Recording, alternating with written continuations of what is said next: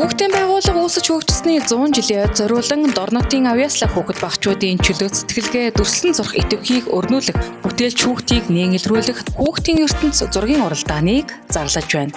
Уралдааныг Дор нут аймгийн 14 сумын сургуулийн бүх сурагчдын дунд 1-ээс 4 дугаар анги, 5-аас 8 дугаар анги, 9-өөс 12 дугаар анги гэсэн 3 насны ангиллаар зохион явуулна. Хүүхэд багчууд та бүхэн мөрөөдөл миний Дор нут гэсэн сэдвээр А2-ын ватум цаас болон зургийн зориултын цаасан дээр усан будаг, тосон харандаа, бастиал өнгийн харандаа гуаш, шорон будаг ашиглан зураг зураарай. Бүтээлийг 9-р сарын 20-ны өдрийг дуустал аймгийн хүүхэд гэр бүлийн хөгжил хамгааллын газрын 7 тот өрөөнд хүлээн авна. Зургийнхаа арт талд баруун доод өнцөгт зургийн нэр, өөрийн овог нэр, аймаг сум, сургууль, анги, төрсөн он сар өдөр, нас хүйс, аав ээж өөрийн утас гэрийн хаягаа гаргацтай цэвэр бичсэн байна.